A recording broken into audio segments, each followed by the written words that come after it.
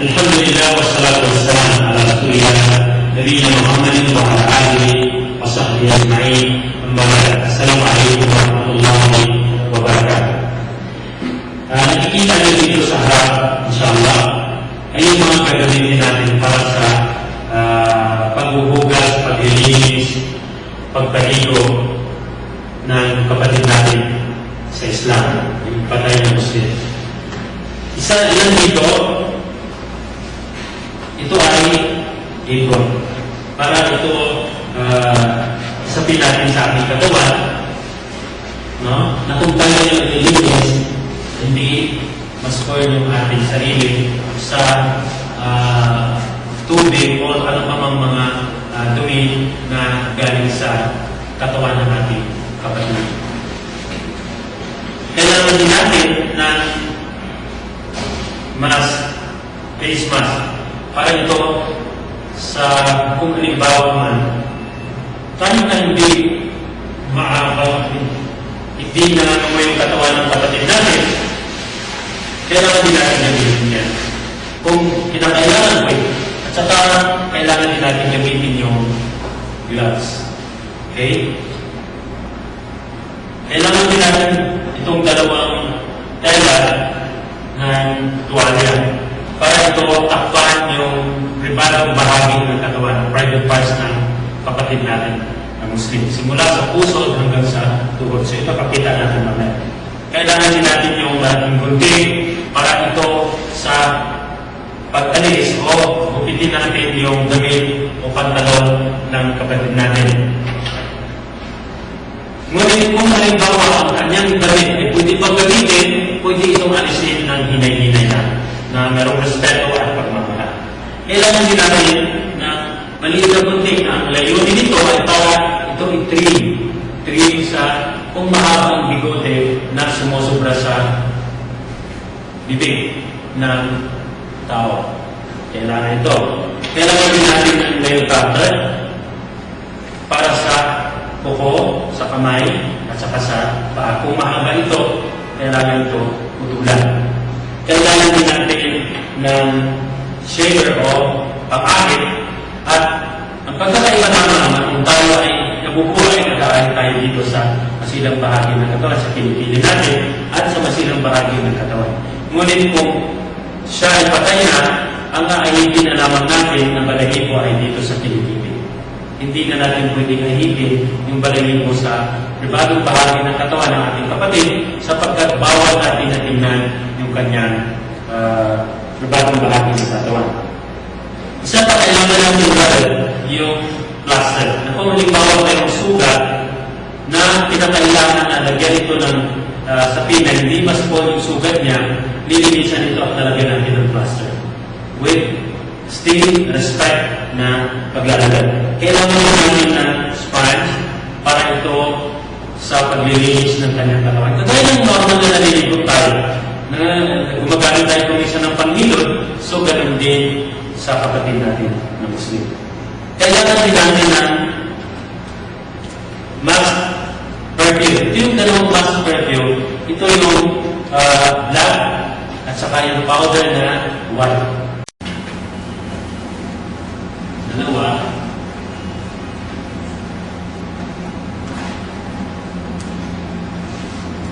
Dalawa.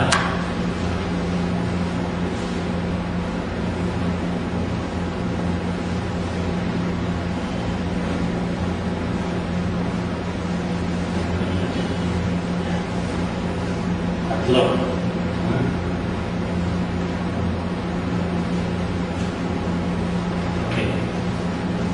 Yan ang itsura ng pagbalot. Ngayon, ito ay ilalagay dito. Yung sinabi ko kanina, ilalagay dito sa gitna.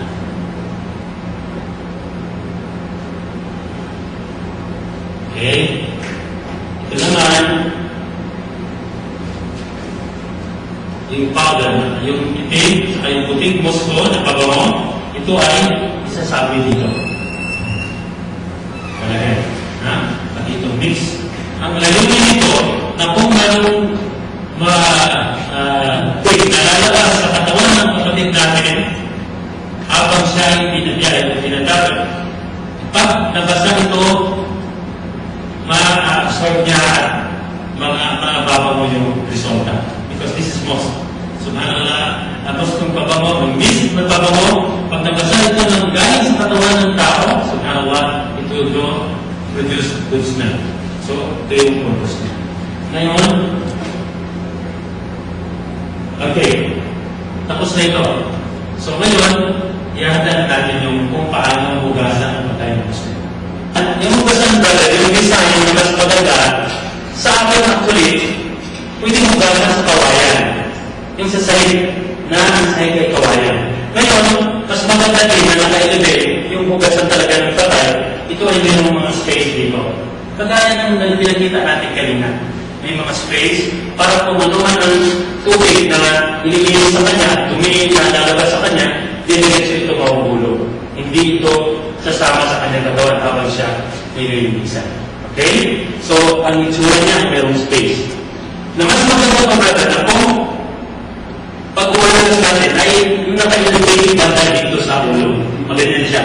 Naka-elevate siya para hindi tayo mahirapan mag-push ng kanyang siya kung palalabasin na yung dumi sa katawan. Halimbawa, dali. Ito ay patay na Muslim. Okay? Meron pa siyang dumi. So, wala tayong ibang sasabihin dito. Wala tayong sasabihin, walang break rolla, wala. Just start with Bismillah, tapos na. So, ngayon, tatanggalin natin yung kanyang pantalon na hindi siya nahihirapan. Tatanggalin natin yung kanyang damit na hindi siya magkaroon ng disrespect. So kahit na sa pagtanggal ng damit, kailangan meron tayong pagmamahal sa kapatid natin at meron tayong tinatawag na respeto. Isipin natin na ang patay na inuugasan natin or inahanda natin sa paglilili, tayo ito para isipin mo na magkaroon ka ng respeto sa darating na panahon mo ikaw gagawin ng pagkakas. Pagkakas reminder, ano man ang nakikita natin sa katawan ng kapatid natin, kailangan ito ay itago natin. Ayon sa hadith ng Propeta Muhammad SAW, kung itatago mo ang sikreto ng kapatid mong Muslim, sa araw ng pagbuko, itatago ng Allah ang sikreto mo. Ngunit kung alam mo yung sikreto ng kapatid mong Muslim, ipapaalam ng Allah SWT ang sikreto mo hanggang sa huling araw o sa araw ng pagbuko. So ngayon, kukunin natin o tatanggalin natin yung damit o yung pantalon at damit ng ating kapatid.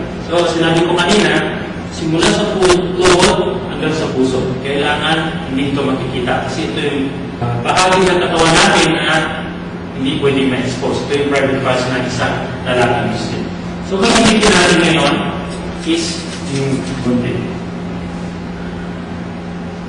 Okay, brother? Kung ang damit ng brother natin ay pwede pa masuot, pwede itong tanggalin with respect. At ngunit, kung siya patay na, kung minsan napakahirap. So, ang gagawin natin, ito.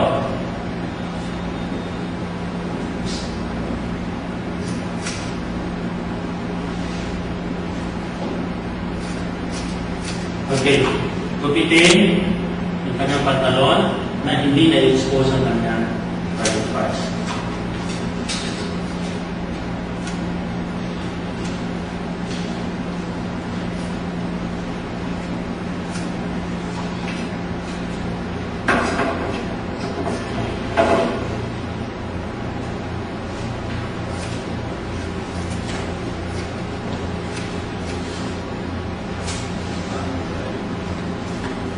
Okay, nakikita natin yung respect, yung pagtanggal, yung damit. So ito, ganun din. Pwede na yung tanggalin dito or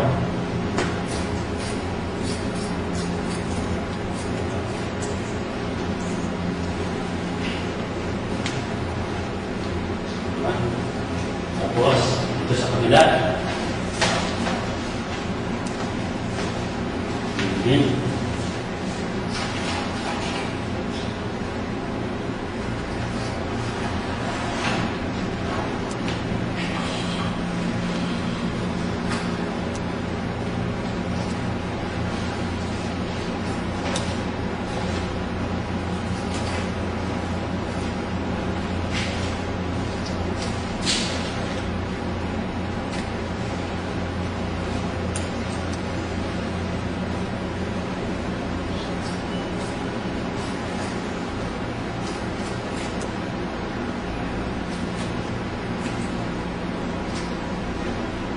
Okay.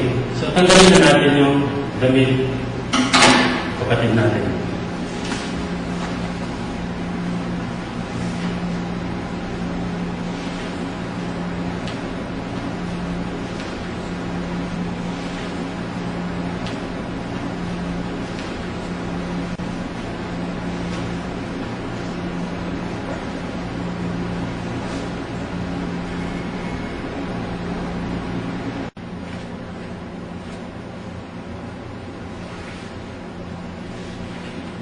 Ganon.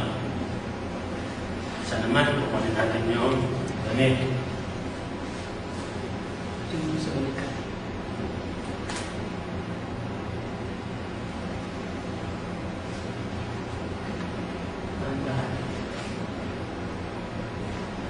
Huwag mo nagamit. Okay. Tapos, ito. Ito.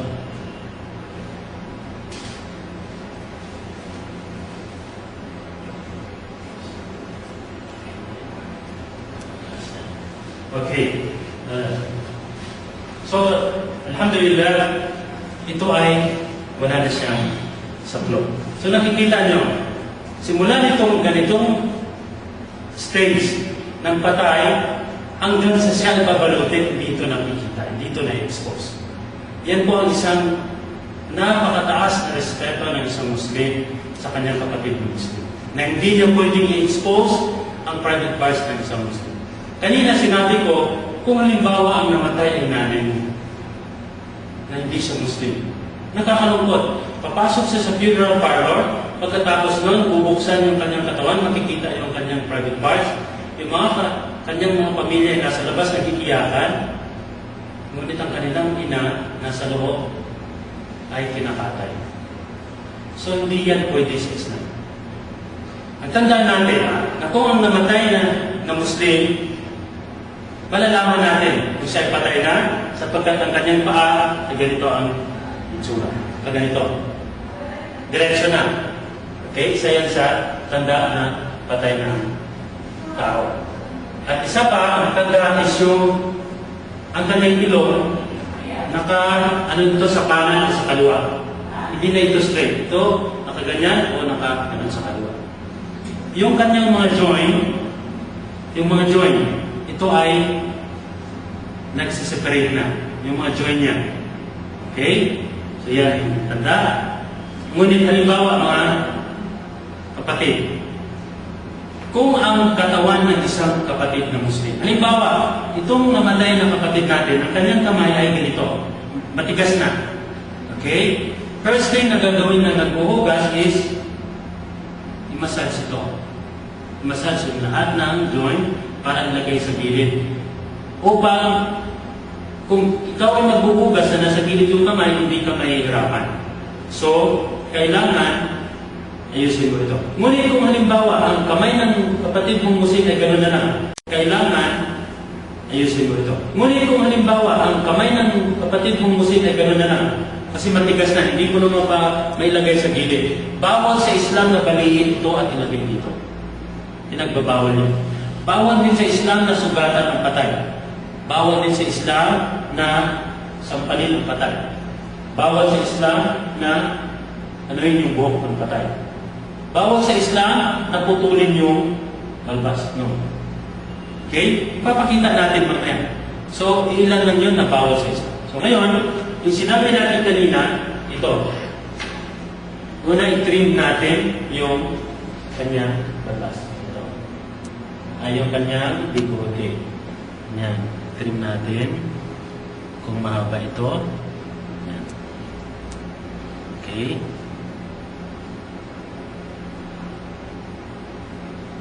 Okay. Yan. Pangalawa, kung mahaba ang kanyang kuko sa kamay, simula tayo sa kanan. Bawa. Kung mahaba ito ay putulan natin. Ganito.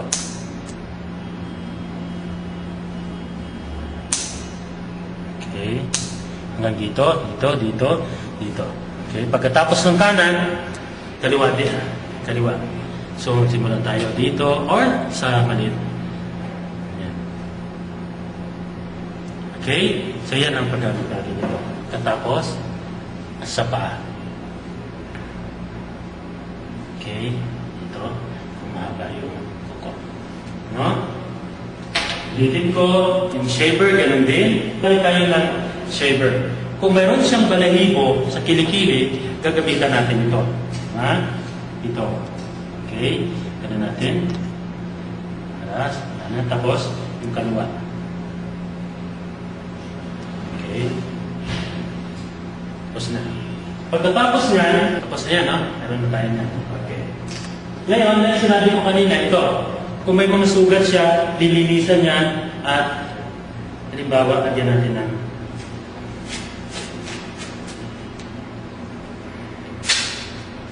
lagyan natin. Kung halimbawa, may sugat siya dito, linisan, ng sabon, tubig, at pagkatapos noon, lagyan ng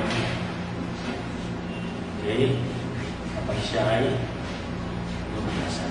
Halimbawa lang kung meron siyang sugat. Kung wala naman, so no need for this. Okay. Ngayon, pagsisimula tayo ng pagbubugas. Magsisimula ng pagbubugas.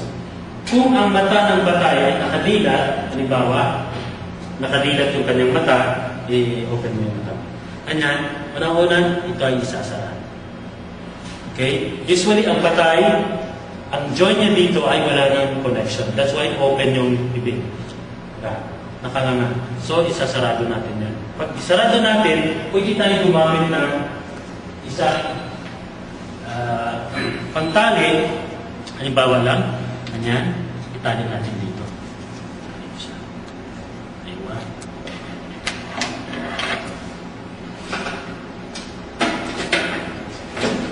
Okay? So, yan na. So, nakatali siya para masarado ito.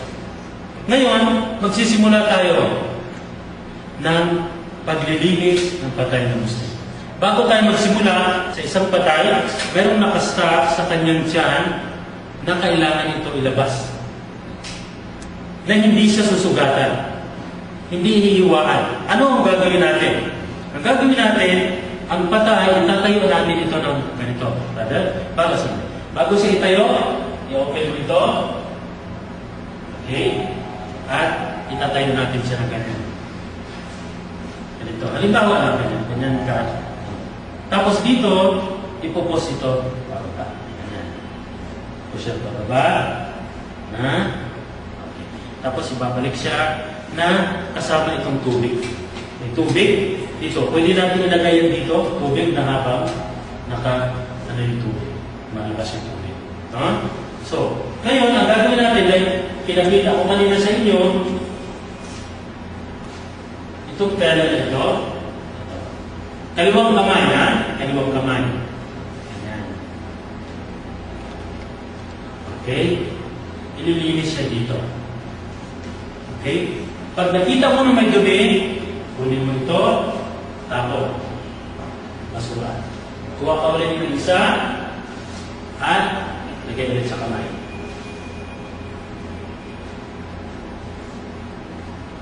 Okay? Hindi sila.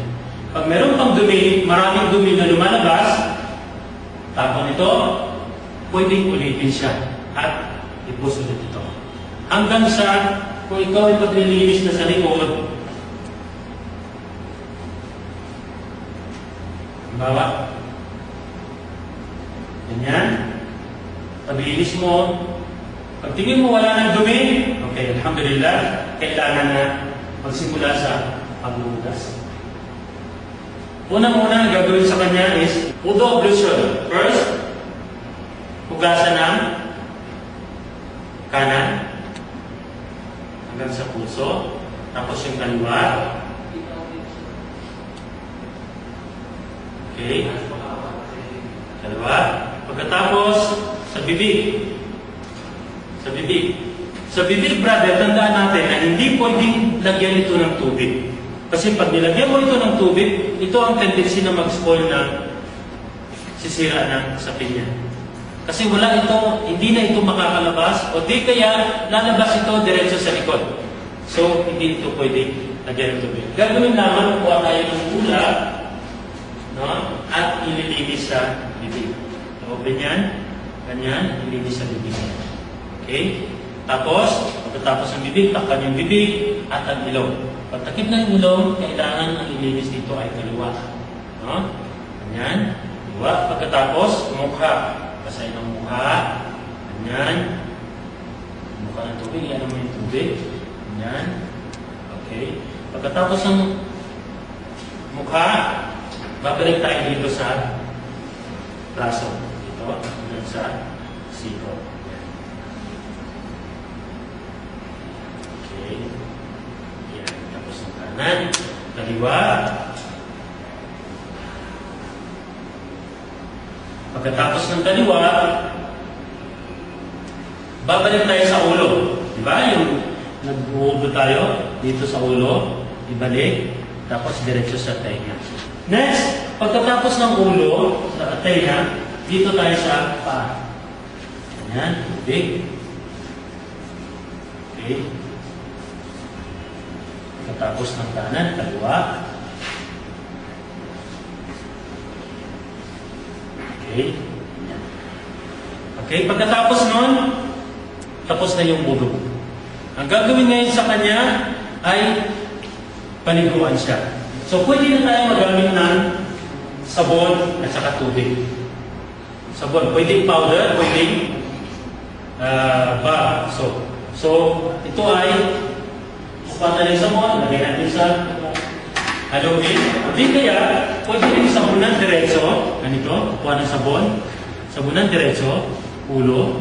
At kanang bahagi muna. Kanang bahagi. Ganyan. Kanang bahagi. Pasok mo siya. Pasok. Okay? Kanang bahagi. Okay? Dito sa private parts, brother, tandaan natin na ihahawak natin dito ay kaliwa. Ganito. Ganyan.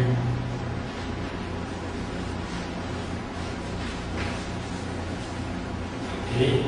Pagkatapos nun, kaliwa. Sabunan. Katawan. Ganito. Okay. Dito.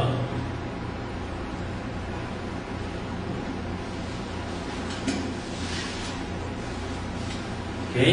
Pagkatapos ng sabon at tubig, banlawan. So, ito na ngayon. Babanlawan namin. Banlawan. Habang tinatakpan ito, ililinis ang buong ulo. Kunin na natin ito inshallah para at least mas maganda yung pagkakana natin. Nakasarado yan. Ganyan. Tapos, kanan ulit. Linisan. Ito. Ganyan. Ito. Ipapasok ko siya. Pasok ko ito. Ganyan. Ganyan. Tapos, dito. Okay. Bandaw. Okay. Balik tayo sa dito. Brother, kanan, tapos likod. Kung malaki ang tao, malaki ang, halimbawa, ang patay, madali lang i-ikotin. Ganito lang ang gagawin natin. Paan natin, at saka ipatong yung kanang paa niya. At saka ganito, oh. Ganyan. Okay, sige lang. Okay, ganyan. Tapos, lilinisan dito ng assistant mo, halimbawa. Tapos, dito sa likod. Ganyan. Tapos, ibalik siya. Okay? Tapos, kaliwa. Balik ganon. Kaliwa. Tapos, sa kanan, ganun din. Patong ito. At ito. Okay? Ganon. Tapos, linisan. Yan. Sa likod. Dito, kailangan kaliwa, J, tapos ibalik siya. Tandaan natin, brother, habang minumove natin yung patay, ginagalaw natin ang patay, sa kanan, sa kaliwa, kailangan with respect. Hinay-hinay. Huwag yung parang barubado ka na minumove yung... No, with respect and love. Okay? So, ibalik natin. Okay. Tapos na yung sabon at tubig. Pangalawa, kailangan gamitin na natin yung cedar o yung mansanitas, no? Yung dahon ng mansanitas na dinikdik at ihalo sa tubig. Halo sa tubig at ito ay haluin at ipalikot sa kanya. Okay? Palikot sa kanya. So, simula tayo sa ulo. Ganyan. Tapos, kaliwa kanan. Okay? Ganon.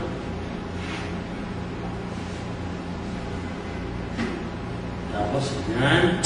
Piliin sa buong katawan. Pagkatapos niyan, dito sa kanan. Pagkatapos ito, sa likod. Ganon din. The same process yung assistant. Ganyan ulit. Ganyan ulit. Ganyan. Dito sa likod. Ganyan. Okay, habang hindi nakikita ang kanyang aura o yung private parts. Ganyan. Okay. Tapos, babalik siya. Kaliwa ulit, kaliwang bahagi ng katawan. Okay. Buhos. Ganyan. Ganyan. Okay, habang ito ay nakatago sa loob. Asma. Okay. Yan. Ganyan. Okay. Tapos, yung kanina pinakita natin na ano siya. Okay? So, pagkatapos ng banlawan, tubig ulit. Kukunin na ito. Dito. Babanlawan. So, banlawan natin. Una, kanan ulit. Ulo. Ganyan. Tapos, kanan. Bahagi ng katawan. Tapos, ang kanan bahagi. Ito. Sa private parts. Ganyan. Dito. Okay. Tapos, dito sa kaliwa. O. Ganyan. Okay. Saka sa likod. So, nakikita nyo kapatid, na ilang beses na tayo nagbuhugas, still hindi pa rin nakikita yung aura ng kapatid natin, yung private parts. Pupunta tayo ngayon sa pangatlo, kasi napalawa na siya. Ito ngayon yung pag-uling. Palibot sa kanya. Tubig at saka alkampor. Yung alkampor, ihalo sa tubig at hahaluin. Okay? Ang alkampor, iba. Pag tayo ay naglagay ng alkampor, ganito lang. Ito. Buhos, ganyan. Sa buong katawan. Okay? Buhat dito.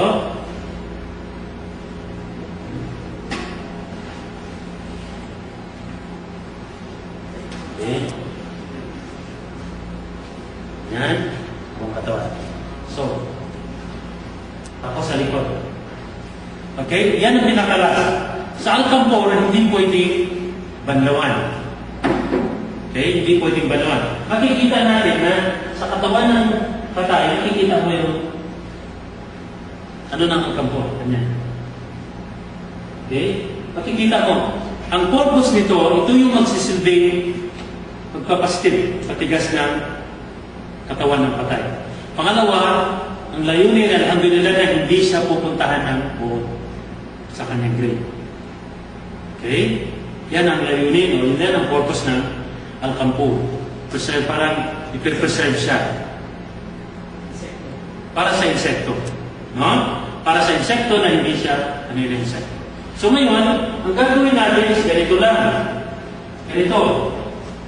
Alhamdulillah, still with respect. Ganito lang. Dampi-dampi lang. Dampi-dampi. Okay? Yan. Dampi-dampi, ha? At saka ngayon, kukunin natin yung basa ng dala. At papalitan natin na tuyo. So itong basang dala, yan natin. Okay? So tapos na tayo sa paglilinis sa kanya, pag-ugas sa kanya. Ngayon, itong patay ay gagawin na natin, babalutin natin. Dadalhin natin siya ngayon sa kung saan nakahanda na yung pinakita natin kanina upang siya ay babalutin. So, ang pagbuhat nitong patay, papunta doon sa kung saan natin babalutin siya, kailangan ito ay may respeto, with respect. Okay, ba? Hinay-hinay. Yan. So, nandiyan na. Still, brother, nakikita nyo na nakatakip pa rin yung aura ng patay. Hindi pa rin na-expose. Pagkatapos na siya ay ilagay na sa kung saan siya ibabalutin, no? Ganito na yung itsura niya. So, gagamitin natin ngayon, inshallah, itong oil base na last, yung pabango na oil base. Ilalagay ito sa bahagi ng kanyang katawan na ginagamit niya sa pagsujud. Okay? Dito. Pati ilong. Pagkatapos. Dito. Pati ilong. Tapos, yung kanyang kamay. Kanyang kamay. Kanan. Tapos, yung kaliwa. Sanaan, tumala. Kaliwa. Tapos, tuhod. Tapos, kaliwa. Tapos, paa. Paa. Okay. Kung may marami pang natitira na pabango, pwede ito ilagay dito. Sa palpas, pwede ilagay dito, katawan. Okay. Pwede ilagay yan. Okay. Pabango. Okay. So ngayon, babalutin na natin yung patay. Okay. Now, ganito. Una, kung nasa paa ako, left over right. Kung nasa paa. Kung nasa ulo ako, right over left. Ganito, brother. Ha? Pwede ganyan lang. Sige. Sige. Ganyan. Okay.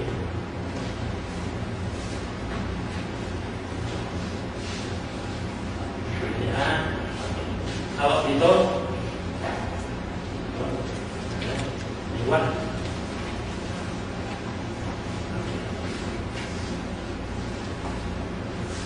At kukunin natin yung sabi.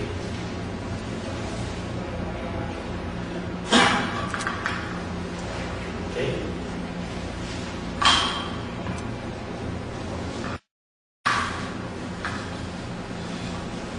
Ilan? Diba? Ito ay nakatakip ha? Ito nakatakip na niya. Takip yan. Okay? Okay. Next. Sige, siya mo lang. Ganun mo. Hindi, ito muna. Sige. Ganun mo siya. Yan. Ganun mo na. Yan. Okay? Hindi ba kayo? Yan naman yung okay? Sige.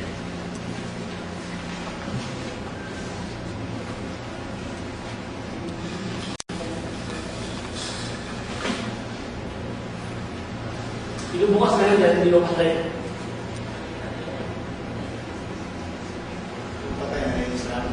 Okay, brother? Ikaw muli. Ito,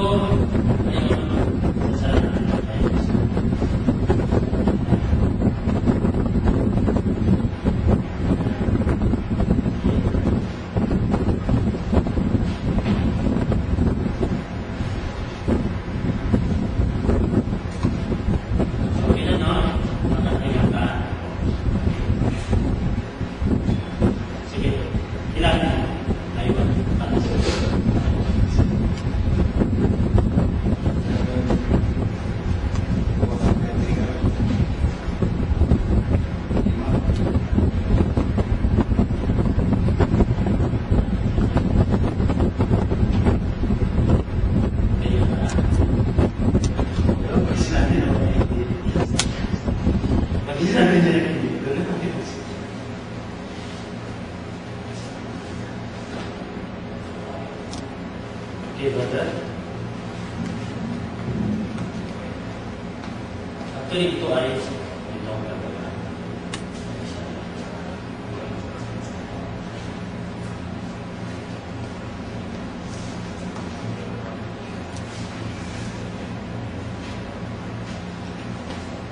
Okay.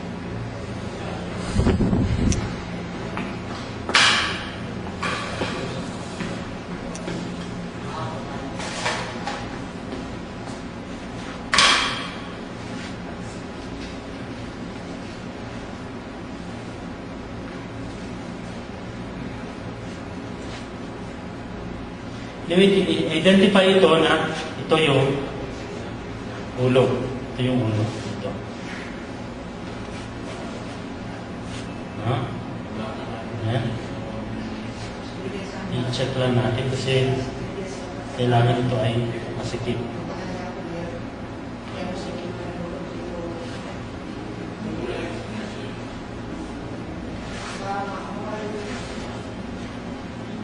Yung hindi lang masyadong ganito lang.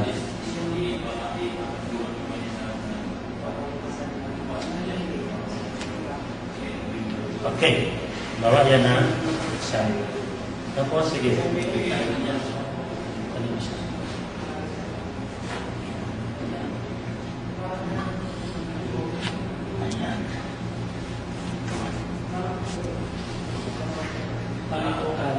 Dahil makikita nyo na dito sa kaliwa lahat yung naka-ribbon style na tali. Kaliwa ha? Nasa kaliwa lahat.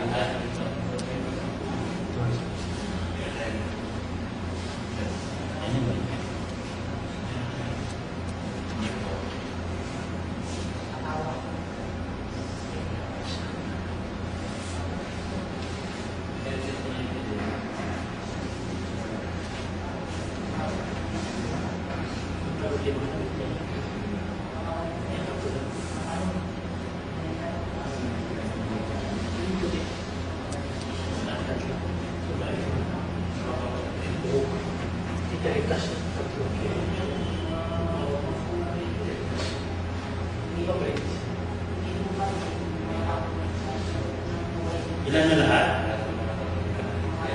Ito. Ha? Ayusin na natin sa ulo kasi hindi maganda. Ano?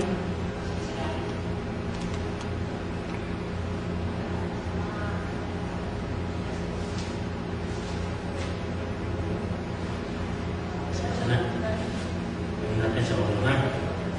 Dali na siya masal. Kasi ito, kailangan ma-emphasize ito na ito yung ulo.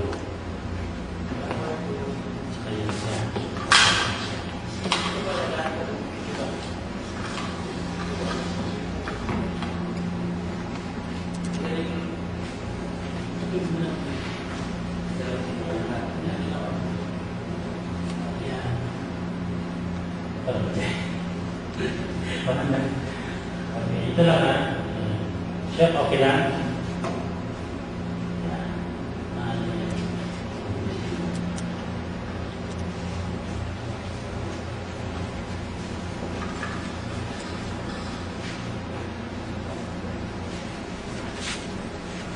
Ayan.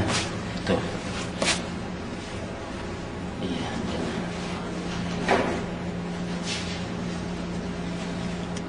So, tali.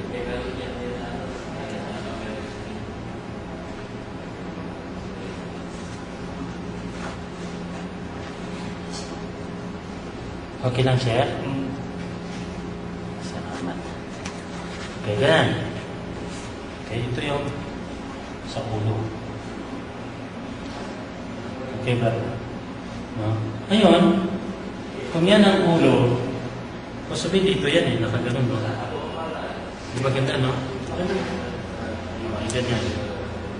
Yan, bawa. Okay? So, yan ang ulo.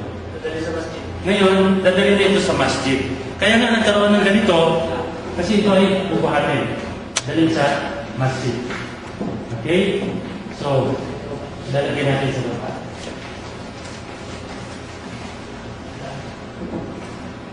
Brother, ang imam, kung ang patay ay isang lalaki, ang imam ay nasa ulo. Kung ang patay naman ay isang babae, ang imam ay nasa gitna. Okay? So, yun ang rules. Ngayon, magdadasal kami. Ako yung imam, nandito yung mga tagasunod. Sabi ng Propeta Muhammad sallallahu alaihi wasallam, kung mayroong 40, okay? Apat na po, 40. Kung mayroong 4 na po, na mananampalataya ay nagdadasal sa patay, at itong 4 na po na ito ay hindi gumawa ng shirk, yung paglagay ng katapal sa Allah sa pagsamba, lahat ng hinihingi nila ay sasagutin ako. Yan ang unang hadith. Pangalawang hadith, na sinabi ng Rasul sallallahu alaihi wasallam na kung may nagdadasal sa patay na tatlong line is good sign. Inshallah. Okay. Ang pagdadasal sa patay kailangan ng 4 na takbir. So, una, Allahu Akbar. Ang unang babasahin sa unang takbir is Al-Fatiha. Al-Fatiha lang.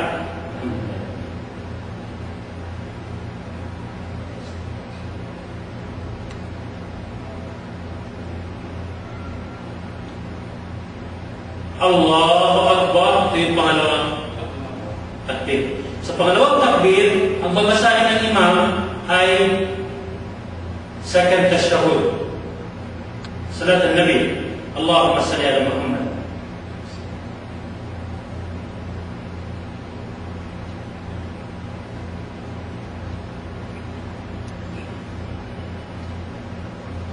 Allahu Akbar. Ito yung pangatlong takbir. Sa pangatlong takbir, ang gagawin ng imam ng lahat ng mga nagdadasal ay magdasal para sa patay.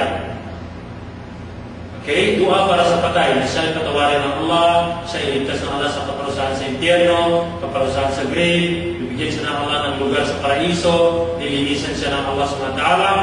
Yan ang pangatlong takbir. Pang-apat na takbir, Allahu Akbar.